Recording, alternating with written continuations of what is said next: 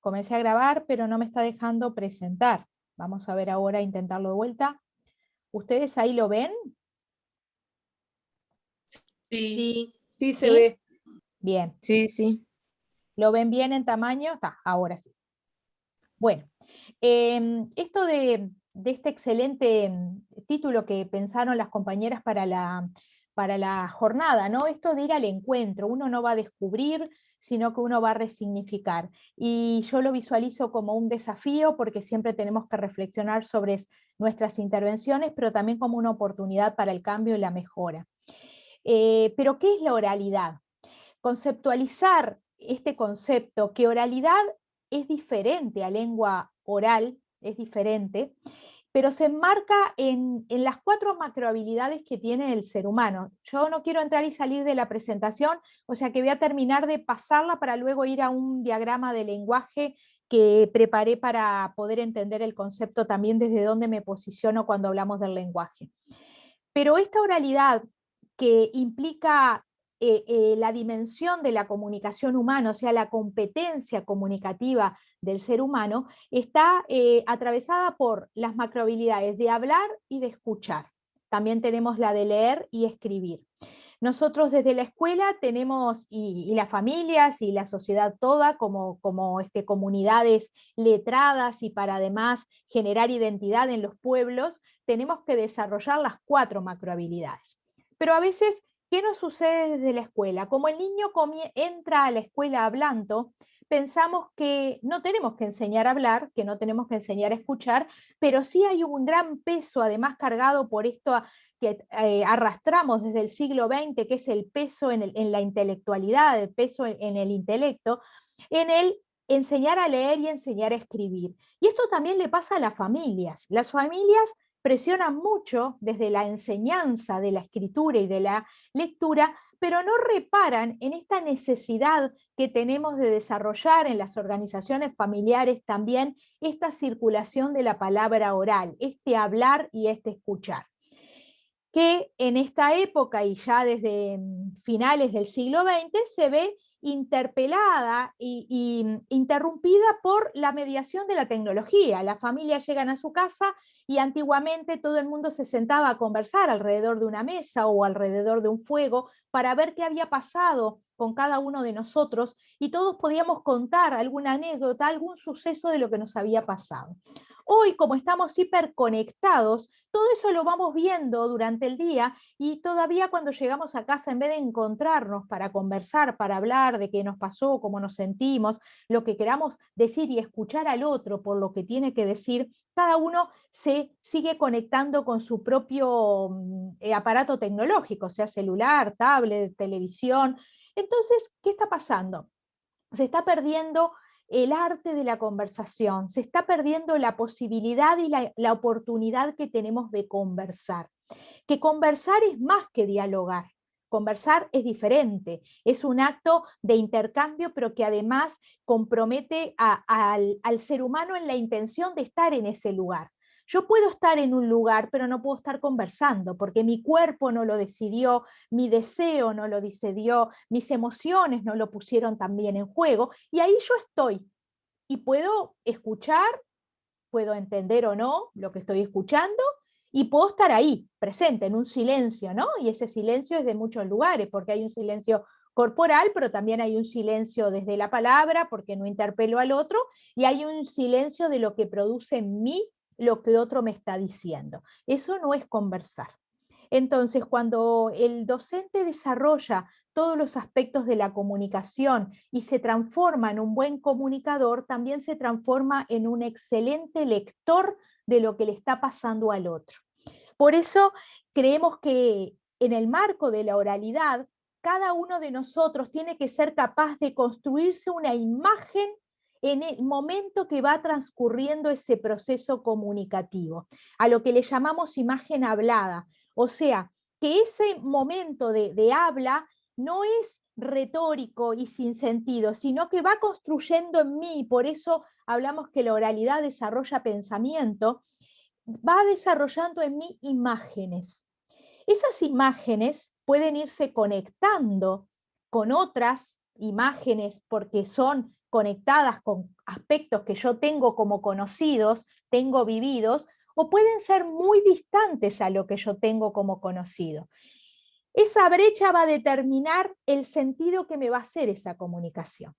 Entonces, en aquellos niños, aquellas infancias, en aquellos jóvenes, en aquellas personas que están muy estimulados, con muchas oportunidades de obtener imágenes, ya sea por vivencias, por experiencias o por lecturas, a esos niños la oralidad le va a ir fluyendo de una manera más enriquecida.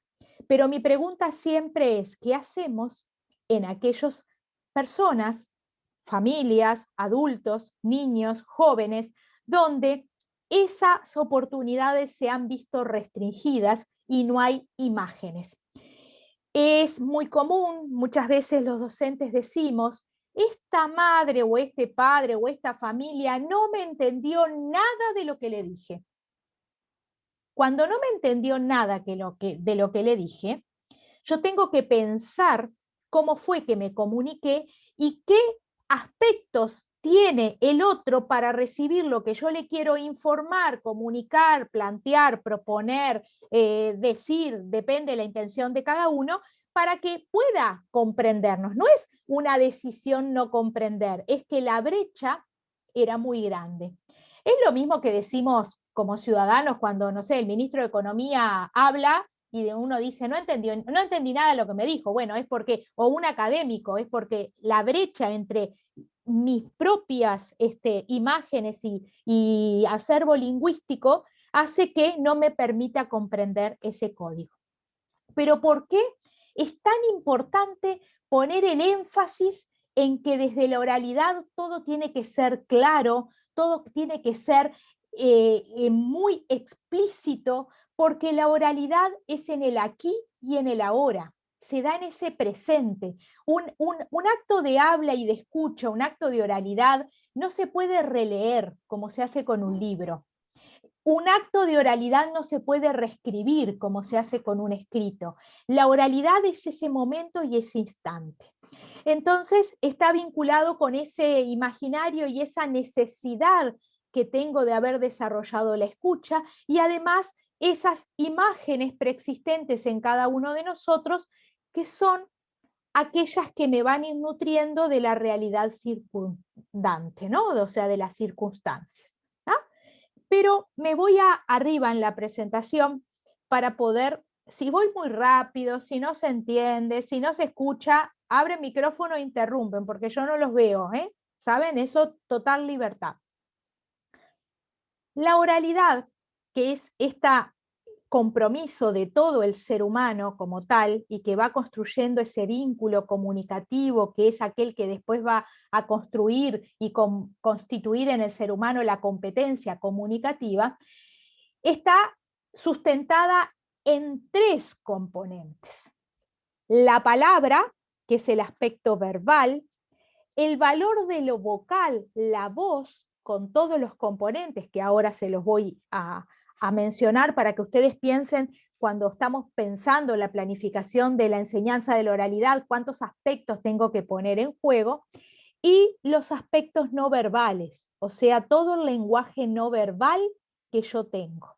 Y ahí va el gesto, el ademán, la postura del cuerpo, los desplazamientos, va todo lo que puede ser componentes que yo esté manifestando como gestos que son códigos acordados con otro.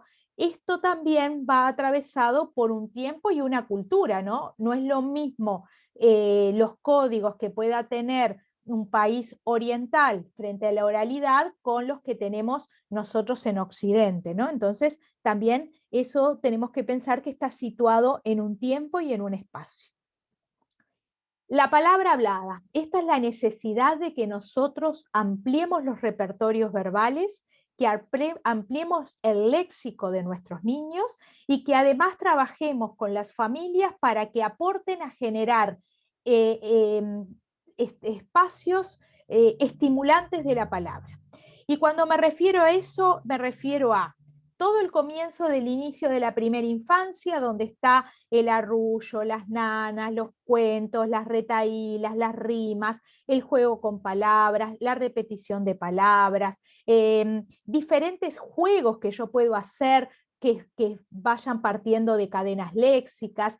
O sea, esto de poder estar trabajando la lectura de un cuento, por ejemplo, y decir, bueno, esta palabra mis alumnos no la conocen porque, o a veces porque no es local, porque los libros a veces vienen de otros países, o porque es un vocabulario muy alejado a la realidad de hoy. Bueno, la voy a sacar y voy a poner un sinónimo solamente del que ahora se está utilizando. No, voy a tratar de enriquecer el léxico del otro, porque eso va a ir en función de desarrollar luego la mejor comprensión, voy a tener mejor vocabulario para la hora de escribir, y eso lo hago a través de poder generar sinónimos. Entonces voy a trabajar con muchos sinónimos y puedo jugar con palabras sueltas y buscar sus sinónimos.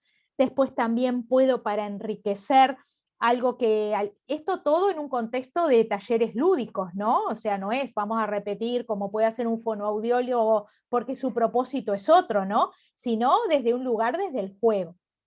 También los antónimos, es muy importante porque el niño ahí va a reconocer por los opuestos. Hace mucho, mucho tiempo había canciones, había grupos de infantiles que trabajaban y era la canción de los opuestos, algunos la recordarán. Bueno, ese era el propósito, ¿no? Después también podemos trabajar todo lo que Gianni Rodari trabaja y nos promueve en la gramática de la fantasía, que es esto de jugar con palabras y a partir de esas palabras empezar a construir otros o enunciados o textos o cuentos, ¿no? Y ahí, por ejemplo, tenemos la dinámica que Gianni Rodari le llama el binomio mágico, ¿no? Y que son dos palabras que no tienen relación, pero que hay que empezar a relacionarlas, y ahí nuestro niño va a tener que empezar a jugar con esas palabras para poderlas poner en un texto, ¿no? Entonces ahí vamos haciendo todo ese desarrollo. Y yo voy trabajando la textualización, la organización mental desde el texto oral, desde la construcción del texto oral. Cuando yo logro trabajar todas esas dimensiones desde el texto oral, luego este niño, por más que la escritura no es espejo de la oralidad, pero va a tener la posibilidad de armar su estructura a la hora de escribir. Entonces, todo esto es fundamental y sustancial que suceda en primera infancia y en la etapa de inicial y en los primeros años del primer ciclo de primaria. Pero no tiene que perderse, porque todo lo que es sinónimos, antónimos, adjetivación, sustantivación, todo lo que es imágenes a partir de acciones, todo eso también tiene que seguir en el segundo ciclo, que es donde vamos a ir enriqueciendo además ese vocabulario con el vocabulario vinculado a las ciencias, vinculado a las diferentes intenciones de los géneros discursivos, ¿no? Entonces, también por ahí no es que lo voy a hacer en inicial y después me voy a olvidar, sino que tenemos que ir acompañándolo a lo largo de todo el ciclo escolar. Esta pobreza, esta pocas posibilidades o herramientas que está teniendo la humanidad toda, pero además situado en nuestro país, aquellos niños de contextos que muchas veces no tienen la oportunidad o la posibilidad de tener un mundo rico con adultos en disposición para el desarrollo del lenguaje, esto es clave. Aquí se va el desarrollo de la persona, porque cuando la persona no encuentra las palabras, no puede unir esas palabras con sus emociones, no puede unir las palabras para desarrollar la creatividad, esa personalidad se va empobreciendo. Y ahí va a ir viendo la autopercepción que tiene, y ahí ya nos vamos a el desarrollo emocional de la persona, porque eso va a ir con la autoestima. Entonces va a ser el niño que va a tener vergüenza de hablar, temor de hablar, no va a querer hablar, yo no sé hablar, ¿no? O le preguntamos cosas y solo nos contesta no, o nos contesta nada. Bueno, eso es porque hay también, desde las propias experiencias que ha tenido, un gran temor a la exposición, porque cuando yo voy a hablar, estoy poniendo todo mi cuerpo, me estoy, como decimos los narradores orales, que nos desnudamos ante el otro.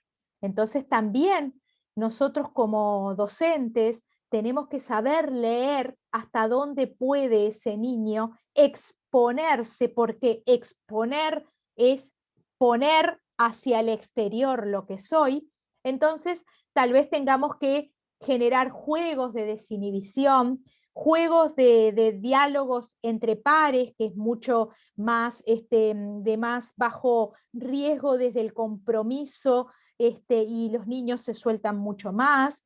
Los juegos que hay del como sí, de teatralización, a veces nos ponemos un gorro o, no, o jugamos con un pañuelo y ya somos otro. Trabajamos con títeres, y el trabajar con títeres, el títere es eso, el títere es el escudo, que no soy yo que habla, sino que habla en mi títere, ¿no? Por más que yo esté sacando todo lo que siento y lo que soy y lo que pienso, porque el títere no es otro que él mismo, pero él puede desde ese lugar estar más desinhibido. Cuando trabajamos con cuento y con historias, todo lo que ponemos en voz del personaje, ¿no? Las voces de la narración.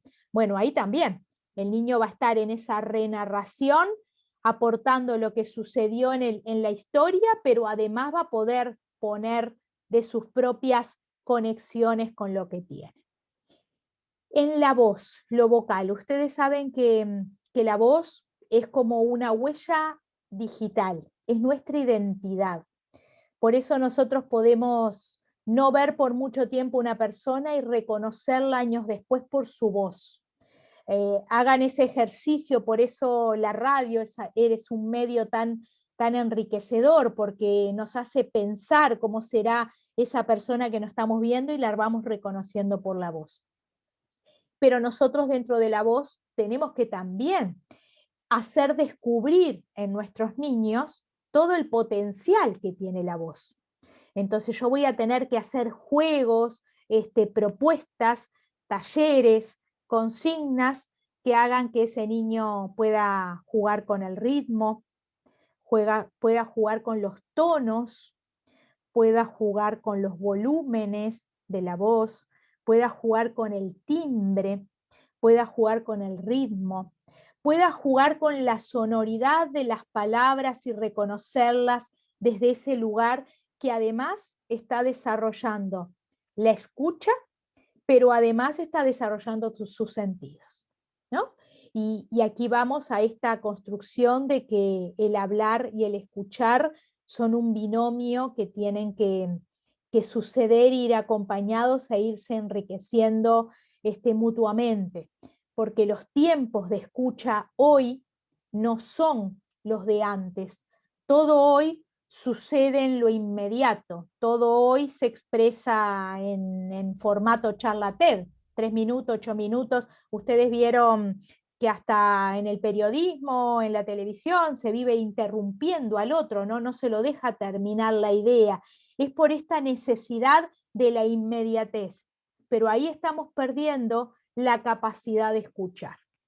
Entonces, para construir la escucha hay que trabajarla, hay que abordarla, y hay que abordarla desde las propuestas de aula, con primero cuentos más breves, después cuentos un poco más extensos, pero además trabajando desde el docente, como ese docente comunicador que tiene que ser, los diferentes volúmenes, matices, asociada a las diferentes situaciones. No es lo mismo si estoy en suspenso o quiero generar miedo o quiero generar una orden. La intención va a ir asociada a ese desarrollo de la voz. Pero si el otro no sabe que la voz tiene todo ese potencial, no tiene la libertad y la oportunidad de utilizarla. Y luego vienen los no verbales, ¿no? Todo lo que es el gesto, el ademán, la mirada. Ahora que además estuvimos tanto tiempo con los tapabocas y la boca desapareció, bueno, la mirada se transformó casi que en una boca, y uno tiene que ver ¿Alguien quiere participar? Uno tiene que poder leer la mirada del otro y uno tiene que poder mirar al otro cuando está estableciendo un acto de oralidad. Por eso tenemos que planificar todo esto que estuvimos viendo, las palabras en diferentes circunstancias, la voz jugando con diferentes emociones, sentimientos, sensaciones, todo lo que compromete a lo que hablábamos del gesto y el ademán. Además, poder explorar el cuerpo, la corporeidad, todo lo que es el juego libre de la corporeidad, pero luego la autorregulación. Mi cuerpo puede tener movimiento, pero mientras no avasalle al otro. Entonces, ahí vamos a evitar el golpe, vamos a evitar el exceso de la cercanía si el otro no lo desea, vamos a autorregular el abrazo, vamos a autorregular nuestro cuerpo frente al contexto de objetos y al contexto intersubjetivo, ¿no? Porque esto es una construcción entre sujetos. Entonces, en la medida que nosotros vayamos enriqueciendo con estas propuestas todo lo que es el desarrollo de la oralidad, vamos a poder también ir construyendo este enriquecimiento del desarrollo de la persona. Entonces, estos tres componentes, que es lo verbal, lo vocal y lo no verbal, deben desarrollarse en situaciones de enseñanza planificadas, en contextos de secuencias, con propuestas significativas, atractivas, que desarrollen la creatividad, que desarrollen la imaginación, que den oportunidades de explorar, de expresar, de trabajar todos los sentidos, ¿no? Y entonces desde ese lugar es que vamos a tener intervenciones oportunas. Porque ninguna actividad concreta del hombre es tan definitivamente humana como el lenguaje, y que en consecuencia ninguna otra ciencia será más importante en la planificación de un mundo mejor en el que estamos todos implicados. Eso es una cita de Malberg. Y decirles que, bueno, que la comunicación es un fenómeno que surge de lo más profundo de la naturaleza humana y que atraviesa la dimensión personal y social, y que va asociada a esa capacidad de vínculo que tenemos. Y ese vínculo es necesario porque no se aprende aislado, no se aprende en soledad, se aprende con otros. Entonces, es una necesidad esencial del ser humano la comunicación en contextos de oralidad, ¿no? Y pensar que cuando nosotros vamos a trabajar tanto la oralidad enmarcada en contextos de habla, juego y en narraciones orales, por ejemplo, estamos apelando a la esencia del ser humano, porque el ser humano desde que fue hombre se transformó en humanidad y tuvo dos actividades esenciales, que es el juego y la capacidad de contar, de hablar con otros. Y a partir de allí es que pudo ir construyendo esta humanidad. Después vino la cultura letrada, después llegó la lectura, después llegó la escritura. Pero pensemos que siempre todo fue, al principio de la humanidad, el boca a oreja, ¿no? El boca a oreja, que era esa transmisión oral, y por eso también desde la literatura, todas las raíces folclóricas que tienen todas las sociedades parten de esa transmisión oral que tenían las comunidades y las sociedades, que después, bueno, con las migraciones se fueron mezclando y van construyendo la identidad de los pueblos. Y la identidad de los pueblos hay que recuperarla.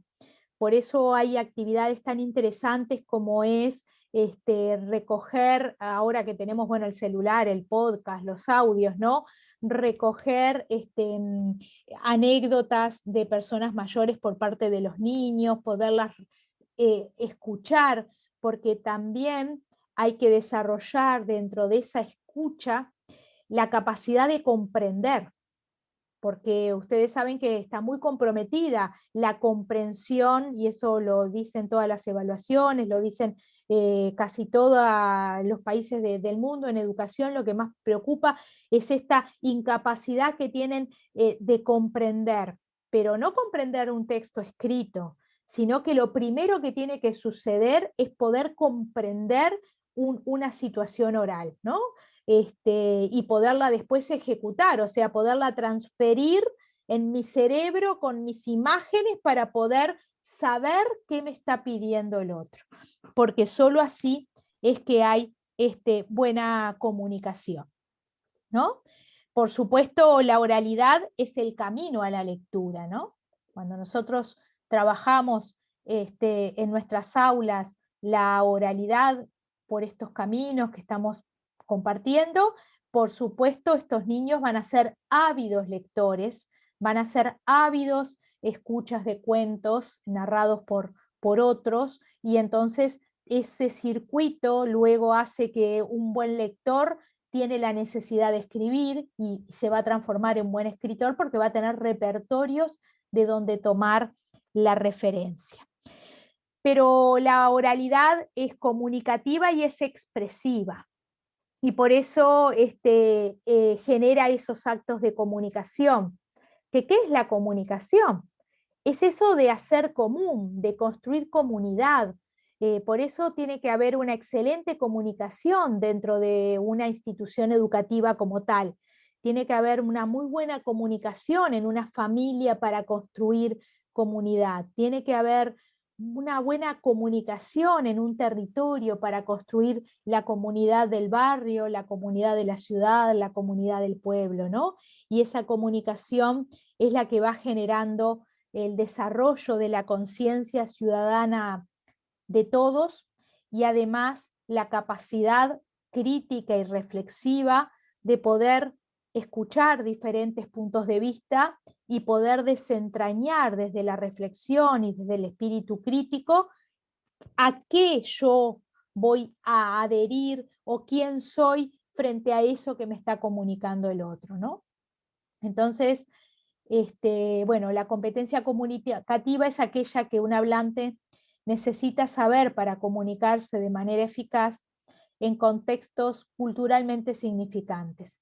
Se hace un esfuerzo para distinguir entre lo que un hablante sabe y sus capacidades inherentes, era esto que decíamos de las imágenes previas, y la manera como se comporta en situaciones particulares, pero que quienes estudian de estas temáticas, como Brunner y muchos otros teóricos, hablan que la competencia comunicativa es aquella que además acuerdan los miembros de una comunidad.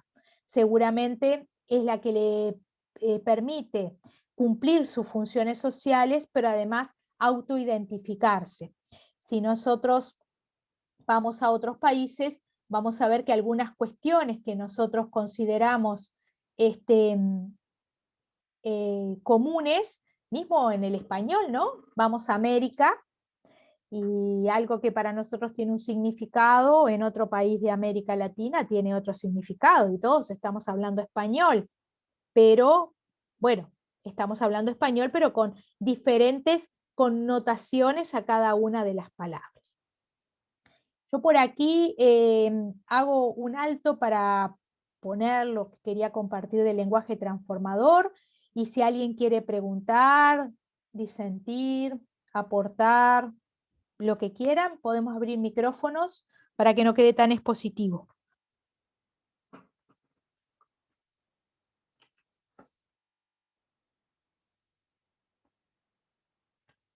¿No? ¿No hay preguntas? ¿Alguien quiere preguntar algo a Verónica en relación a lo que ella ha trabajado? O disentir. Sí. ¿Se puede disentir? Claro, claro, no, pero está muy claro, creo, Verónica, y por eso no hay preguntas, pero si alguien, anímense y pregunten con lo que ella estaba exponiendo con respecto a la oralidad, que es diferente a la lengua oral, lo que decía Verónica, algo de las macrohabilidades, y ella dejó muy en claro, ¿no, Vero? Lo de la oralidad es el camino hacia la lectura, ¿verdad? Creo que eso es súper importante, eso que ella estaba recalcando, los dobles aspectos de la oralidad, lo comunicativo y lo expresivo. Si alguien tiene alguna pregunta, anímense. No, yo pregunta no, ¿qué tal? Buenas tardes. Buenas tardes. Sí, bueno, decir que la lengua oral, además, es el camino hacia la escritura. Si bien son códigos distintos, si no ampliamos ese lenguaje, después al niño le resulta imposible poder armar los textos escritos. Entonces, la importancia de fomentar la oralidad, los textos orales como actividades previas al desarrollo del código escrito. Y tener presente que, bueno, que la oralidad es el lenguaje primario, como lo decías tú muy bien, Verónica, en un momento. Entonces, sobre todo yo como inspectora de común, cómo se ve el trabajo en el primer ciclo y después, cuando seguimos avanzando, es una de las graves carencias que tiene en segundo ciclo. Se cree que la oralidad es conversar, que también forma parte, ¿no? El relato oral, pero la oralidad se planifica. Claro que Tiene sus sí. contenidos y debe planificarse a lo largo de todo el ciclo escolar. Por eso Sí. creo que ha sido muy clara estas puntualizaciones que tú has hecho desde el marco teórico. Sí, y pensar que hay que trabajar esos tres aspectos, ¿no? Hay que desarrollar lo vocal, lo verbal y lo no verbal. Y hay que trabajar con los no verbales. Y hay que trabajar con el tiempo de intercambio, o sea, el generar que el otro escuche y mire, porque eso genera la disposición. Hay códigos que hacen a la buena comunicación, ¿no? Y uno tiene que conocerlos para también trabajarlos con el otro. Entonces, esos intercambios que uno hace o esas exposiciones o esas propuestas de oralidad que uno hace desde el aula, tienen que tener siempre un propósito claro. Yo tengo que saber qué es lo que quiero enseñar con esa propuesta, que no es sentarnos a contar qué hicimos el fin de semana o qué hicimos después del reencuentro de la pandemia. No, eso es otra cosa. Como tampoco decir cómo me siento sentado en una alfombra, yo estoy trabajando habilidades socioemocionales, porque eso necesita la intervención docente. Nosotros tenemos que partir que siempre un acto de enseñanza tiene que ir unido a esa intervención docente, pero además secuenciada. No alcanza con que yo una vez diga o haga una propuesta. El juego se juega varias veces. ¿Por qué un juego se juega varias veces? Un juego se juega varias veces porque uno la primera vez que juega trata de recordar las reglas, ¿no? Y después trata de posicionarse en el rol que le tocó dentro de ese juego. Después empieza a ver alguna estrategia que puede desarrollar y después necesita generar nuevas estrategias, conocer con quiénes estoy jugando hasta llegar a disfrutarlo y hasta poder enriquecerlo cambiando el juego. Entonces, un juego no se juega una vez y listo, y enseñé o hice tal cosa porque jugué con esto. El juego se juega varias veces. Como los cuentos, cuando los niños automáticamente, porque es una necesidad del ser humano de lo repetitivo, nos está pidiendo que se lo cuenten otra vez.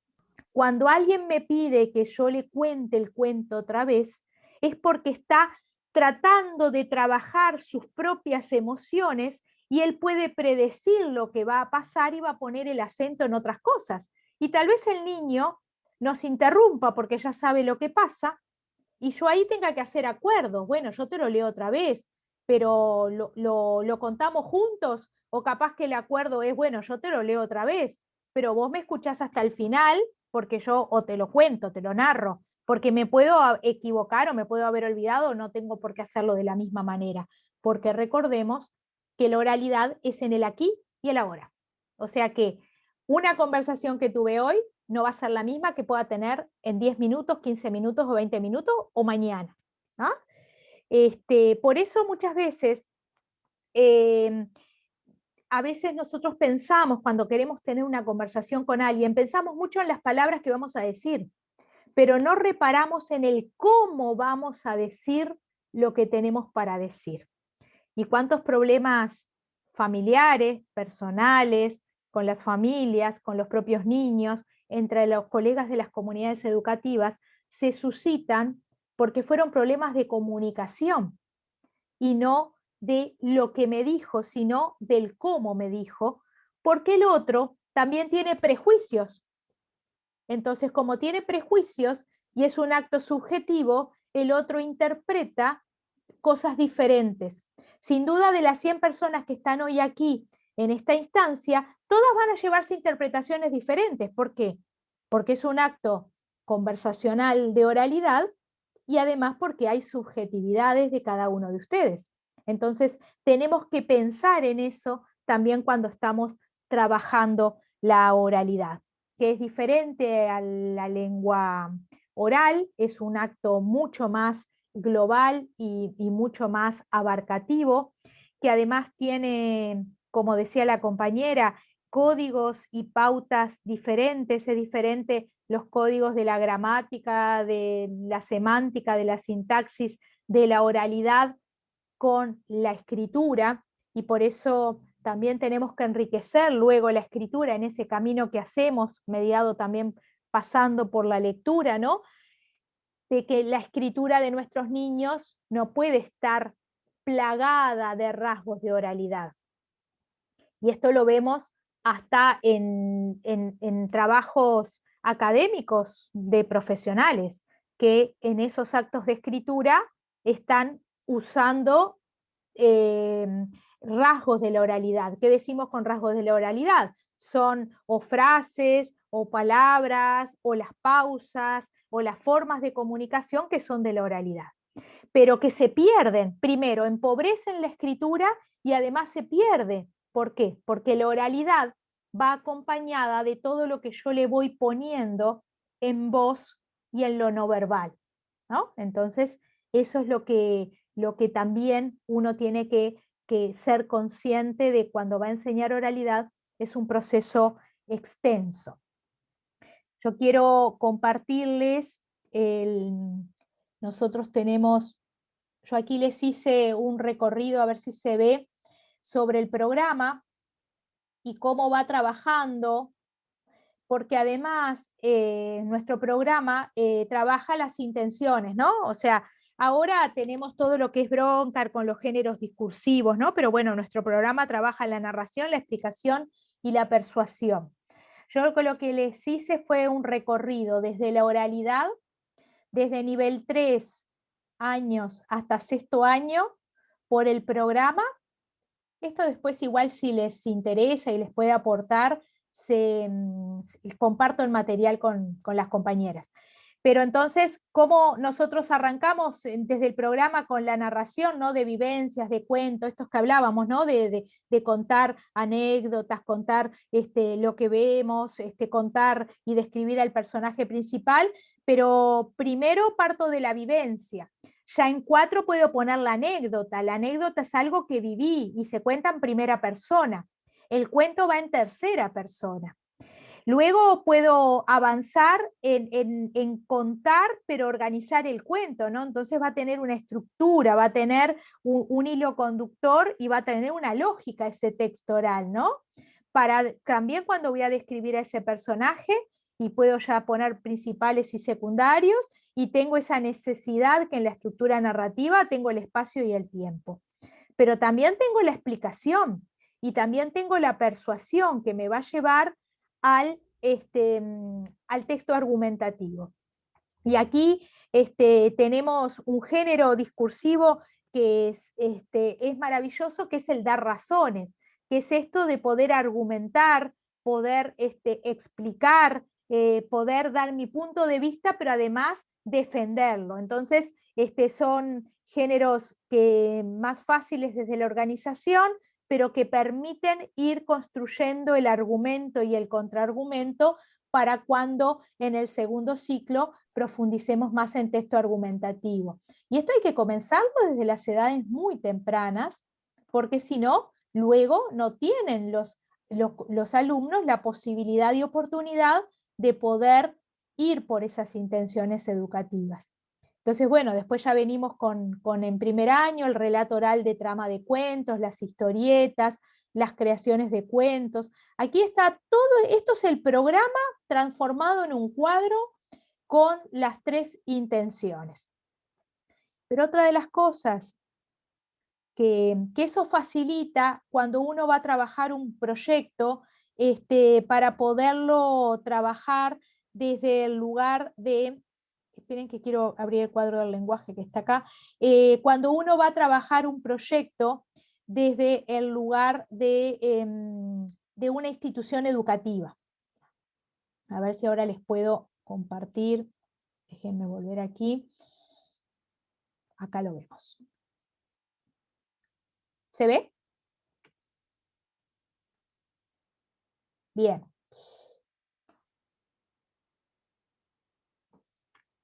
¿Se ve bien ahí la imagen? Sí, se ve bien. Perfecto. Esto era lo que yo les decía desde donde me posicionaba a la hora de desarrollar este encuentro, ¿no? Que es el lenguaje.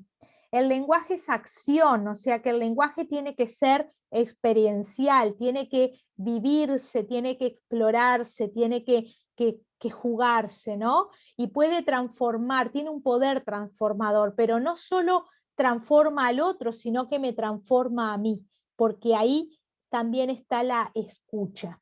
Entonces, es acción y escucha. Y en esa escucha no es una escucha de estar, como decíamos, sino es una escucha comprometida. Porque solo cuando yo me estoy comprometido en ese acto con cuerpo, con intención, con emoción, con deseo, con todo eso, es que yo puedo sentir las diferentes sensaciones, porque yo puedo comprender, puedo discrepar, puedo discernir, puedo opinar y puedo aceptar, para después generar mis propias respuestas en ese acto que después va a ser un acto de comunicación, ¿no? Pero ¿cómo van a ser las respuestas? Van a estar condicionadas por algunas condiciones que tiene que tener esa aula, esa institución generadora de esta oralidad enriquecida, sensible y consciente que tenemos que generar. Entonces, tiene que haber respeto, y ahí tiene que haber un encuadre del respeto por la escucha del otro, el respeto, la apertura.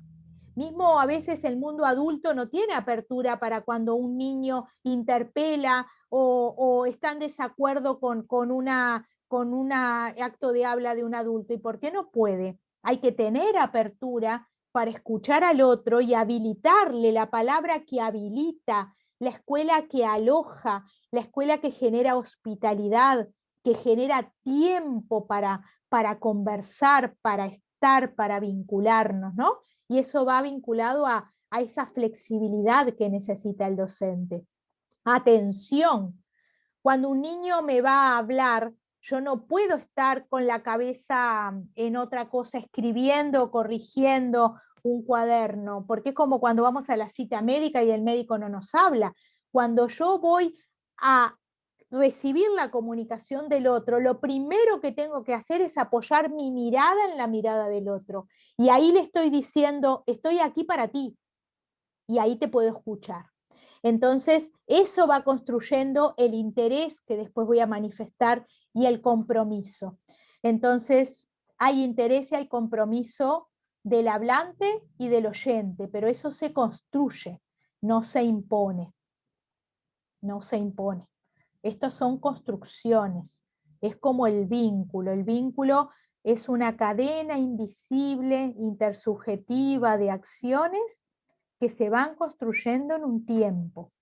Y a partir de esos vínculos, luego se van a construir las relaciones, que son aquellas que yo puedo sostener y además explicar, poner en palabras. Son procesos, ¿no? Yo, por ejemplo, tengo una sensación y siento que algo pasa.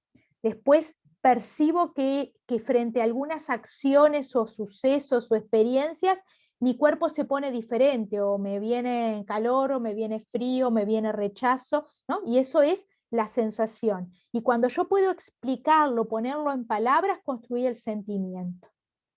Por eso es que cuando hay excesiva carga de energía, excesiva carga de necesidad de expresarse de nuestros niños, tenemos que ver cómo construimos propuestas atractivas desde la intención para dar espacios para que se expresen, descarguen, compartan, para luego que se va o el enojo o se va la energía contenida que el niño necesita expresarse, va el movimiento que es hasta a veces alocado, no autorregulado. Después de eso yo puedo construir la autorregulación. Si yo recibo en mi aula niños que han estado encerrados en sus casas sin hablar con nadie, sin encontrarse con nadie, los voy a tener que dejar primero libres, que interactúen, intercambien, hablen, y después voy a poder decir una propuesta, pero no voy a poder pretender que me escuchen desde el primer momento del encuentro, ¿no? Entonces, por ahí no dejar de pensar en esto de brindar buenas oportunidades de enseñar y aprender la oralidad. ¿Preguntas? Porque estamos entrando en los últimos 20 minutos donde solo quisiera compartir las concepciones de alfabetización que van un poco por acá, pero si hay preguntas prefiero detenerme en esto y... Sí, buenas tardes. A ver. Sí, buenas tardes. Buenas tardes. Sí, yo soy maestra, no soy maestra de inicial, en realidad me llegó la convocatoria, pero en este momento soy maestra itinerante de la escuela número 84. Trabajé muchos años en educación común y ahora ya hace un montón de años que estoy en la escuela especial. Y bueno, y este año en el cargo de itinerante volviendo un poco a lo que son las aulas de educación común, pero con el camino andado por la escuela de sordos, en realidad. Entonces, me preocupa un poco, o sea, me preocupa muchísimo el tema de la oralidad, por eso estoy acá, pero me preocupa algo particularmente, y es lo que tiene que ver con lo acústico en las aulas, en las escuelas, porque la oralidad requiere de un espacio adecuado.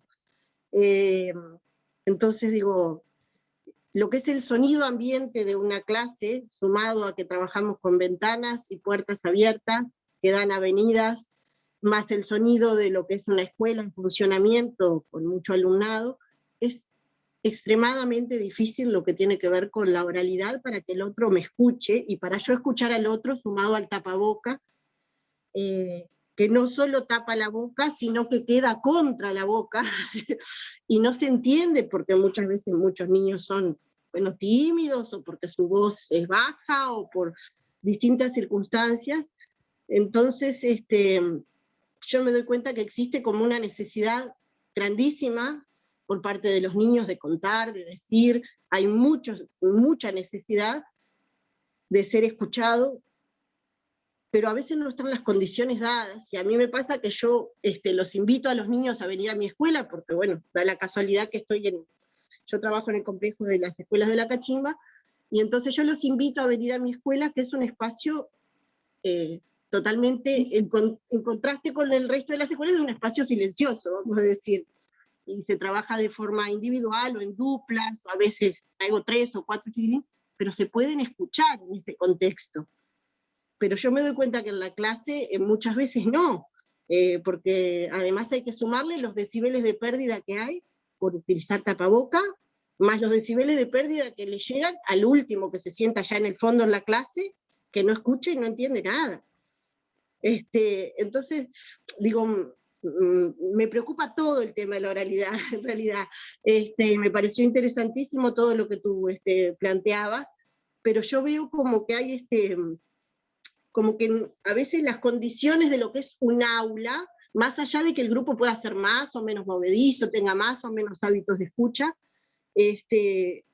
me doy cuenta que no es como a veces el ámbito más adecuado para que el niño desarrolle la escucha, y que muchas veces no están dados siquiera los prerequisitos del lenguaje, porque en realidad desde la casa nadie los mira a veces, o no, nadie los ha mirado, no están esas cosas dadas, y claro, antes sí decíamos, bueno, los chiquilines llegan a la escuela y saben hablar, pero hoy no saben hablar, no tienen esos prerequisitos, esas cosas que se trabajaban antes en el hogar, porque la abuela me escuchaba, la mamá me escuchaba, o la mamá daba la teta y me estaba escuchando, ahora la mamá da la teta y está con el celular, no está mirando al niño. Entonces Sí. hay cosas que ya no están como del vamos, y Sin hay que duda. ir como más para atrás. Tomo, Era una reflexión un sí, poco. pero tomo todo, Jimena, ¿no? Jimena, Sí, está, Jimena, sí. mira, voy a tomar todo lo que dijiste, porque seguro esto que te preocupa a ti le preocupan a muchos otros, y te agradezco mucho la reflexión, y además en esa reflexión van algunas preguntas. Voy a intentar darte algunas respuestas y algunas nuevas preguntas, ¿no? Ujú. Cuando nosotros asistimos a esto de la oralidad y de la escucha, está interpelada la institución como ecosistema. Entonces, ¿qué lugar se le da a la palabra? ¿Qué lugar se le da a la comunicación, a la buena comunicación? ¿Qué lugar se le da a la conversación? ¿Qué lugar se le da a la escucha? Entonces, yo deberé plantearlo porque, por ejemplo, en mi recorrido como docente de aula y como tallerista lo he sugerido siempre. Cuando nosotros contamos cuentos en una institución donde tú preparas todo, el clima, la alfombra, la ronda y todo lo demás, no puede estar sucediendo que te abran la puerta, que te tiren la puerta, que te pateen la puerta, que el de al lado esté la maestra, haya tenido la necesidad rápidamente de salir a hacer alguna emergencia y el grupo de al lado se esté desbordando. Uno tiene que generar las condiciones. Entonces, uno puede generar las condiciones que tiene la implicancia dentro del aula, pero también va a tener que plantear a esa institución qué está pasando con la escucha si todos queremos lo mismo, ¿no? Porque esto es un compromiso de proyecto, es un compromiso de propuesta. No se sale de esto si no es en clave organizacional. Y estos son pequeñas microdecisiones que tenemos que hacer cada uno, de ser conscientes si estamos respetando y habilitando la escucha desde todos los puntos de vista. Y cuando yo les digo eso, lo digo, por ejemplo, lo que sucede en el aula, como tú decías, aulas ruidosas. Bueno, ahora por suerte ya lo del distanciamiento se va perdiendo, ya nos podemos encontrar mejor, tal vez el encuentro en la alfombra, o a veces se encuentra un arbolito alejado en un espacio del patio. El aula no es solo las 4 paredes y la puerta. Esto de una escuela ruidosa, ¿no? Bueno, ¿cómo reflexiono para que eso no suceda? ¿Cómo voy cambiando la forma de comunicar que tiene el mundo adulto, que no anda gritando, no anda llamando a los niños a los gritos? Y es una construcción humana. O sea, no va a suceder una buena escucha en un oasis dentro de todos esos componentes que tú planteabas. Entonces hay que replantearlo y hacerlo visible, porque también lo vamos naturalizando. Y lo mismo pasa en el momento del portón. No sé ahora, porque bueno, uno andaba con los protocolos, pero cuando uno quiere mantener una conversación de algo muy importante con una familia a la hora de la salida, es imposible si hay mucho ruido. Estoy desestimando lo importante que le tengo que decir porque no estoy cuidando las circunstancias y no las construí. Mejor es esperar y generar otra instancia donde estén las condiciones, porque si no, desacredito lo que le tengo que decir por el cómo se lo estoy diciendo. Y cuando hablamos del cómo, hablamos de todas esas circunstancias: el contexto, los ruidos, el respeto del otro, el mundo adulto construyendo escucha, cómo suceden, no sé, las marcas, ¿no? A veces hay timbres hay campanas, ahora que tienen los horarios diferidos, me imagino que si en la escuela cada vez que tiene un recreo o una tanda están tocando el timbre, estamos en permanente ruido, ¿no? Entonces, digo, hay cosas que nosotros las tenemos que repensar para entender que esto no es una máquina dispensadora que yo pongo una fichita y me sale la escucha. Yo pongo la fichita y el otro habla. Yo pongo la fichita y la comunicación sucede. Son construcciones que suceden en el tiempo y quien construye las condiciones son los adultos. Los primeros en dar ese ejemplo tiene que ser el adulto. Porque muchas veces estamos interpelando al niño que no escucha y nosotros en un acto de escucha no lo estamos escuchando porque estamos hablando con otro. O le estamos permitiendo al otro que entre a la clase y me interrumpa un acto valioso que está sucediendo allí. Yo les decía siempre, hagan carteles, momento de la narración, momento, estamos conversando, no entre nadie, no entre. Salvo que se esté incendiando la escuela, usted no entra, ¿no? Y había gente que no sabía leer, me terminaba diciendo la funcionaria de limpieza, o que no había visto el cartel, o que era tan importante, tan importante como romper un clima de aula no puede haber, ¿no? Entonces, capaz que tenemos que reflexionar en esto, ¿no? Y otra de las cosas que creo que la escuela, en un acto de contracultura, o sea, siempre dijimos, bueno, la escuela tiene que mirar al entorno, tiene que leer el contexto, tiene que integrarlo, pero hay cosas que la escuela tiene que defender como ese emblema que no puede perder, que es el tiempo. El tiempo no puede ser inmediato, no puedo tener todo ya. Tiene que haber tiempo para escuchar, tiempo para conversar, tiempo para esperar, tiempo para atender a todos, que todos tenemos distintos tiempos. Esto que tú decías, unos cómo viven con el tapaboca, otros cómo tienen desarrollado su lenguaje. El tiempo no puede ser el todo ya. La enseñanza no puede estar desarrollada en cantidad de información y contenidos y recursos. Tengo que tener mis propósitos claros para poder llegar a esa intención.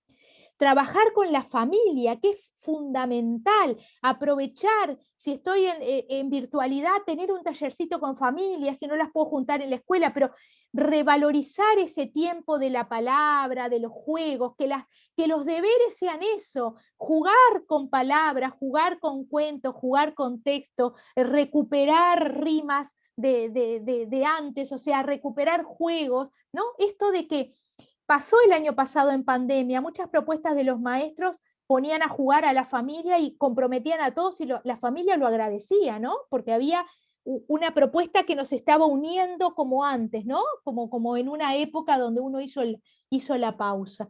Entonces, creo que hay que pensarse todos esos aspectos fundamentales que dijiste y concientizar a la familia de lo importante que es el desarrollo del lenguaje y a tiempo. Un niño muchas veces puede ser agresivo o hiperactivo o violento porque no está pudiendo expresar y sabe que habla mal y los demás se ríen. Uno tiene que estar muy atento a esas cuestiones y hay que enseguida hacer intervenciones oportunas y tempranas y con la familia, ¿no? Muchas veces así le habla a la familia, así le habla por un tema de sobreprotección. Bueno, hay que traer todo eso y también ponerlo en palabras. Hay unos descriptores en las pautas de ProLE de comportamiento lector y escritor, no es de oralidad, pero sí contribuye a la oralidad. Si nosotros miramos los descriptores y los perfiles de progresión que tienen que tener los niños a los 3 años, ya le puedo ir a decir a la familia, mirá, esto necesito contigo, vamos a revertirlo, porque mira, no estamos llegando. Y son pautas de comportamiento para uruguayos, de niños uruguayos, elaborada por técnicos uruguayos. Ese material nos sirve para poder ver este diagnóstico, en qué escenario vamos a estar ahora que nos estamos encontrando 18 meses después de aquel 13 de marzo del 2020, y que ya nadie va a ser los mismos, ni el mundo va a ser lo mismo, ni el ser humano va a ser lo mismo, pero creo que tiene que que ir al encuentro del vínculo y de la esperanza de que se puede, pero hay que ir a lo humano, no al tener, sino al ser, a la sustentabilidad, a la sostenibilidad. A veces las cuestiones mínimas generan mucho más impacto y repercusión que cosas muy magnificentes, ¿no? Muy nutridas de marketing, digamos, ¿no? ¿Se entiende lo que quiero decir? No necesitamos grandes cosas, ni grande consumo, ni grandes cuestiones económicas. No es por la plata que se mejora esto, sino que es por estas microacciones que hacemos todos. Muchas gracias, Jimena, y a seguir trabajando el Gracias a ti. silencio. El silencio, algo que antes imponíamos el silencio como docentes, ¿no? No se podía enseñar si no había silencio. Y ahora pasa que los niños están en silencio porque estuvieron con sus pantallitas y sin hablar con los otros. Hay que dar el tiempo, pero en ese silencio tienen que estar pasando cosas. No es silencio porque estoy aislado. ¿Cómo se construyen esos silencios? ¿No? Entonces, ¿cómo vamos trabajando la escucha, el silencio, la palabra, la voz? Es todo como un entretejido que se va nutriendo con las emociones.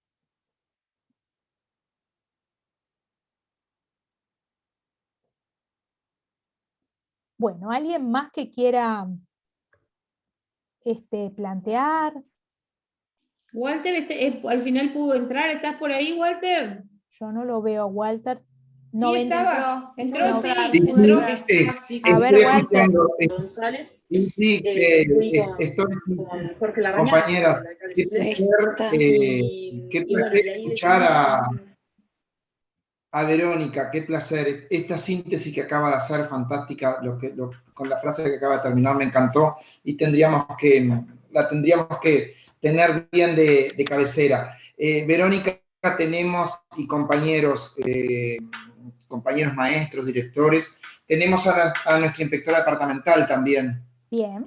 A ver, la vi recién. Rosana. Buenas tardes. Hola, Buenas tardes. Rosana. Bienvenida, ¿Cómo les va? ¿Cómo están? Bueno. Qué lindo que hayas podido entrar, Rosana. Bienvenida.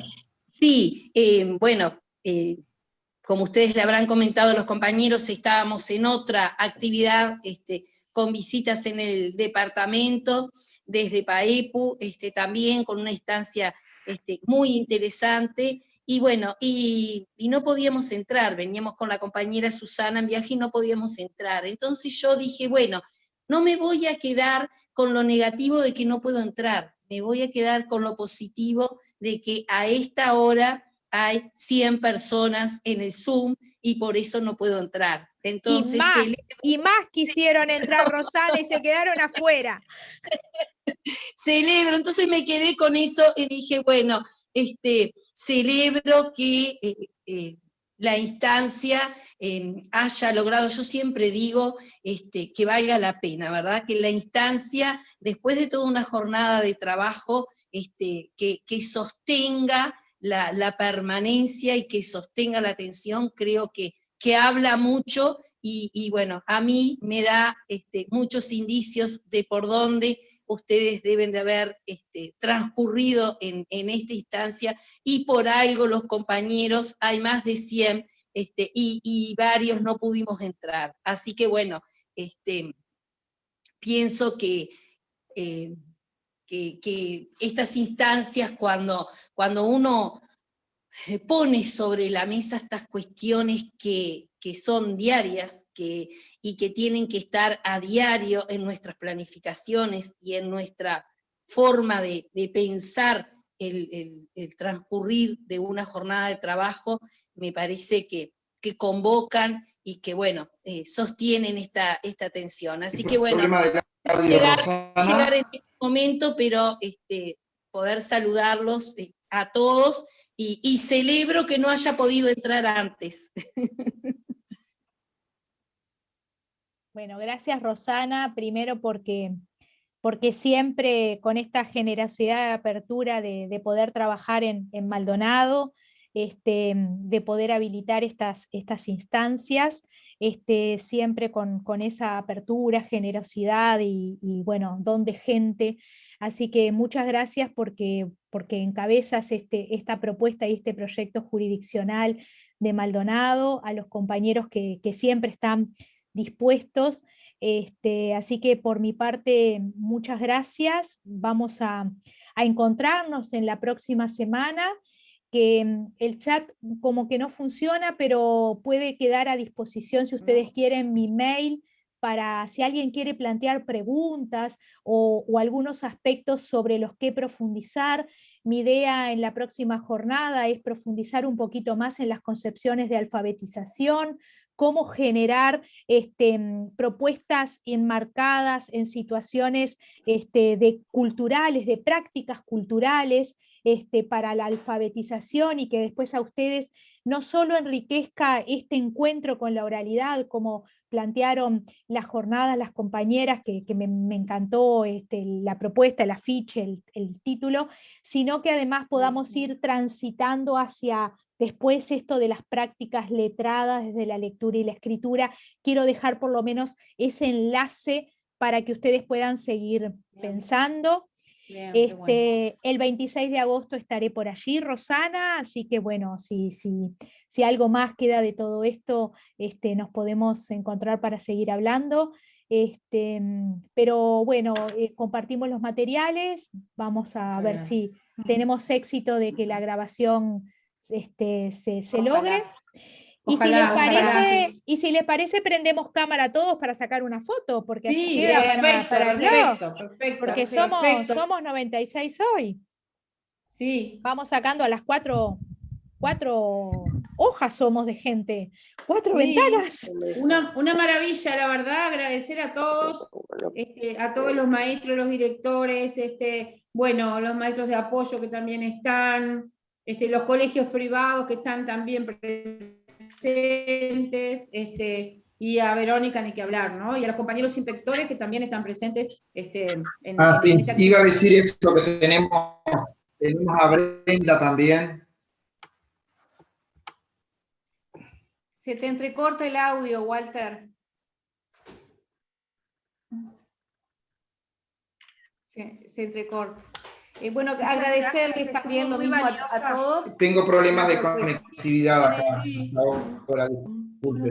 Agradecerles a todos. Gracias, Verónica, por la generosidad. Gracias por tu experticia. Un placer, realmente un placer. Y nos encontramos el Y la miércoles próximo. próxima ¿verdad? semana a la misma hora, con Bien, en el mismo lugar. en el mismo lugar. Y bueno, agradecerles a todos ustedes y no quedarse sin plantear Queda dudas grabado. o consultas. ¿Sí, Walter? Tiene problema con el audio. Compañeras, esto queda grabado. Sí, queda Esto va a grabado. quedar grabado. Queda El grabado. colegio, Ahora el Colegio Virgen del Santander lo está grabando, así que después vemos cómo lo podemos compartir.